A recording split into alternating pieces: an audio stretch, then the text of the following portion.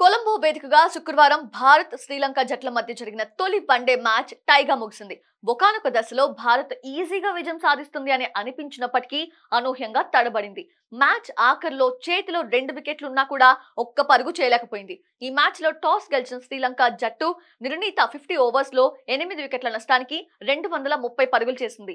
అనంతరం 231 పరుగుల లక్ష్యంతో భారత్ బరిలోకి దిగింది.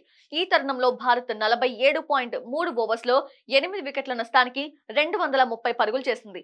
మరో 15 బంతులు మిగిలి ఉండగా ఒక్క పరుగు చేస్తే మనదే విజయం. చేతిలో 2 వికెట్లు ఉండటం, క్రీజ్ లో శివం దుబే ఉండటంతో భారత్ ఈజీగా గెలిచేస్తుంది అని అంతా భావించారు. అయితే లంక కెప్టెన్ చరిత్ అస్లంక మ్యాజిక్ చేశాడు. వరుస బంతుల్లో శివం దుబే, అర్షదీప్ సింగ్ లను అవుట్ చేశాడు. మొదట దుబే అవుట్ కావడంతో మ్యాచ్ లో ఉత్కంఠ పెరిగింది. 14 బంతుల్లో ఒక్క పరుగే చేయాల్సి ఉంది. క్రీజ్ లోకి వచ్చాడు అర్షదీప్ సింగ్. అయితే సింగిల్ తీసిన ఆ ఓవర్లోని మిగిలిన 3 బంతుల్ని అతడు డిఫెన్స్ ఆడినా వచ్చిన నష్టమేమీ ఉండదు. ఆ మరుసటి ఓవర్లోనైనా సిరాజ్ సింగిల్ తీసేవాడేమో. అయితే రెగ్యులర్ బ్యాటర్లా తనని తాను భావించాడో ఏమో తెలియదు కానీ 6 తో మ్యాచ్ ముగించాలని అర్షదీప్ భావించాడు. భారీ షాట్ ఆడాడు కానీ బంతి అతడి బ్యాట్ ని తాకలేదు, ప్యాడ్ ని తాకింది. లంక ఆటగాళ్లు అప్పీల్ చేయడం, అంపైర్ అవుట్ ఇవ్వడం క్షణాల్లో జరిగిపోయాయి. అర్షదీప్ రివ్యూకి వెళ్లిన లాభం లేకపోయింది.